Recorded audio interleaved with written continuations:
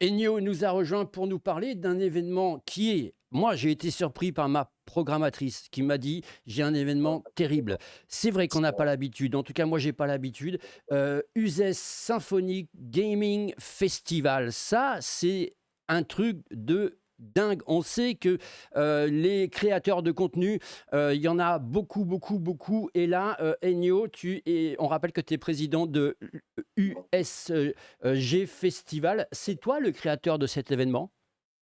Voilà, bonjour tout le monde. Merci de me recevoir déjà. Oui, oui, c'est moi le créateur de l'événement en fait. Je suis le président et directeur artistique et je suis aussi le chef d'orchestre de l'événement en fait. On a tout créé à 2 avec mon collaborateur, Victor Ménial qui lui est orchestrateur. Mais moi, j'ai envie de dire, c'est un truc de dingue. Alors, c'est la deuxième édition, ça veut dire que la première édition, ça a rencontré son public? Ah oui, la première édition a rencontré son public, surtout, sur Twitch parce que tous les concerts sont streamés en fait en live. Et donc du coup, on fait le festival à l'Ombrière qui est une salle, quand même à taille humaine. Et donc du coup pour, permettre à tout le monde de voir cette belle réalisation, on avait offert la diffusion sur Twitch.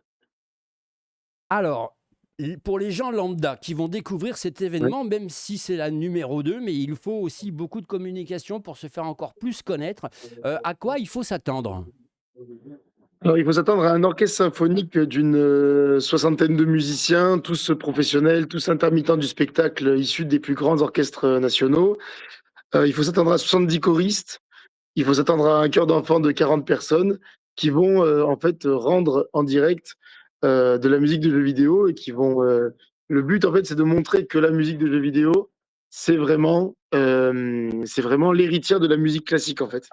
C'est ce qui nous permet aujourd'hui d'être connectés, les uns aux autres, de faire une vraie ouverture et de décloisonner un peu la culture. Mais Et ça, c'est donc un du coup oui, pardon. oui, vas-y, vas-y, vas-y. Non, mais donc du coup, en fait, ce qui est super dans ce projet, c'est qu'on appelle des gamers professionnels, donc des streamers ou des créateurs de contenu, qui viennent en fait jouer à des jeux vidéo en direct avec l'orchestre. Ouais, mais attends, mais ça, c'est un truc de dingue quand même. Ça veut dire que en termes de préparatifs, tu l'as dit, ils sont tous intermittents du spectacle. En termes Ça. de préparation, c'est énorme. Bah, du coup, on a un plateau à 140 personnes et enfin, c'est colossal, hein, c'est 140 artistes du coup sur scène. Mais c'est un truc de dingue. Et est-ce qu'il y a un message que tu souhaites faire passer en créant ce festival?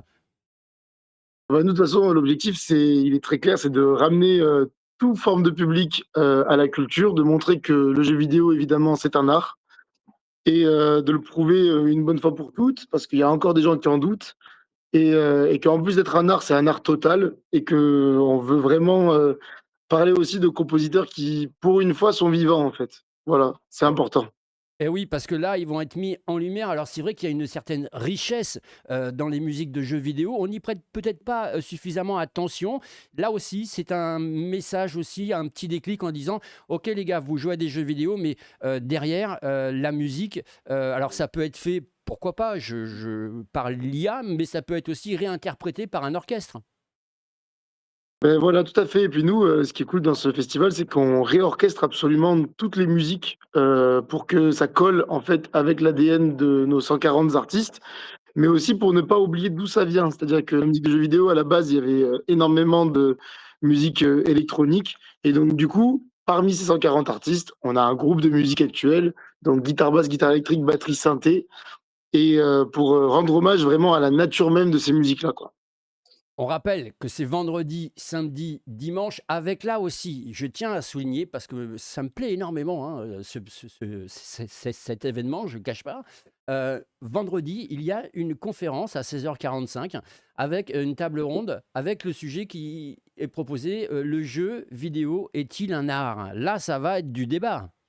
Ouais, alors, bah, je reviens sur ce que vous venez de dire. En fait, ce qui est chouette dans ce festival, c'est qu'on a essayé d'avoir des prix abordables quand même, donc on est entre 35 et 50 € la place et pour ce prix-là, vous avez 3 événements. Vous avez une conférence, un premier concert par, l'harmonie départementale du Gard qui est située à Uzès et enfin le concert final, donc c'est 4 heures de contenu pour, ce prix que je vous ai énoncé tout à l'heure et pour les conférences, en fait, on a la chance d'accueillir, à la fois des créateurs de contenu très connus, mais aussi des gens un petit peu moins connus. Donc dans la liste, on a évidemment Bob Lennon, Patrick Beau, Fibre Tigre et Kémist et tous ces gens-là vont se réunir en table ronde avant les concerts pour justement, débattre de plein de sujets importants. On accueille aussi Guillaume Pladis, qui est le compositeur original du jeu vidéo Dofus, et on est en partenariat avec Ankama, et Red Bull, et donc du coup, voilà, on est bien entouré pour faire vivre, une très, très, très belle expérience à toutes les personnes qui nous font confiance.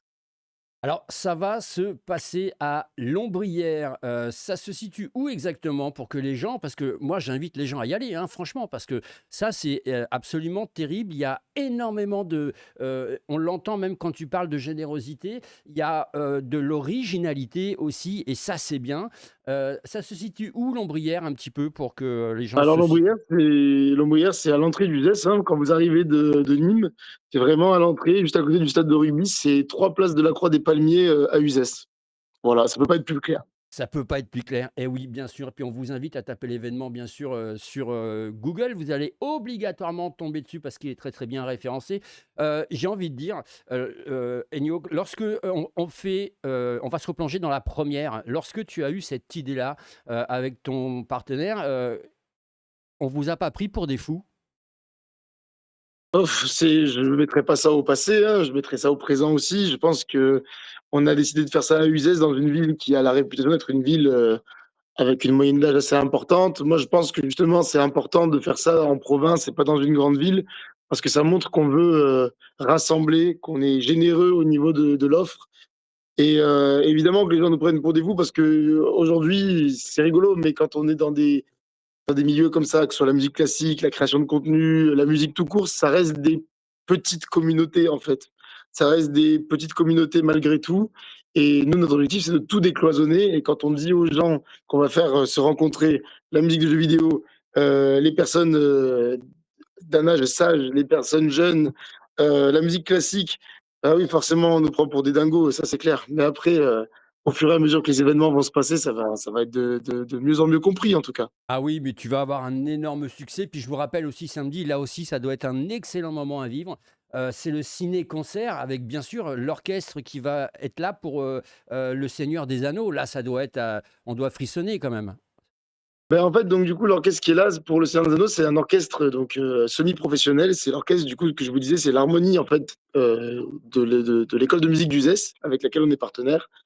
Et donc du coup, on fait des ciné-concerts en prélude au concert de fin.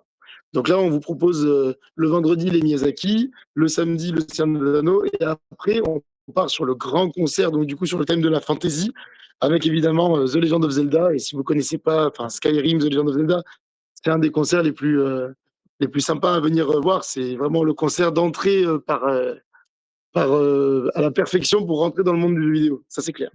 Uzès Symphonic Gaming Festival, on vous souhaite vraiment, vraiment une très, très, très longue vie pour cet événement qui est absolument, en tout cas, je le pense sincèrement, Merci beaucoup. vraiment fantastique parce que vous mettez en lumière des créateurs de contenu. Tant mieux s'il y en a des super connus, mais il y a énormément de créateurs de contenu qui font des choses exceptionnelles, qui font des choses très, très belles et qui ne sont pas encore mises en lumière. Et grâce à vous, à votre idée, puisque vous êtes une petite équipe, je suppose, franchement, On est 300 donc ouais, 300, c'est plus une petite équipe, c'est un truc de dingue, quoi. voilà, ouais, ouais, ouais, franchement, en 2 ans, on a mis la barre très, très haute, et on est énormément, on a fait fois 100 l'équipe, par rapport à l'année dernière, donc non, non, non, là, c'est super. Bon, c'est super. Et ben, on espère aussi que tu vas pouvoir gagner avec ton équipe un reportage télé offert, parce que vous le savez, maintenant, vous allez devoir voter pour l'événement de votre choix. Là, pour USG Festival, il vous suffit de voter. Le chiffre en haut à droite qui vient de s'afficher, c'est le chiffre 2. Merci beaucoup, Agnew. Ben, merci à vous, c'est très gentil, merci beaucoup.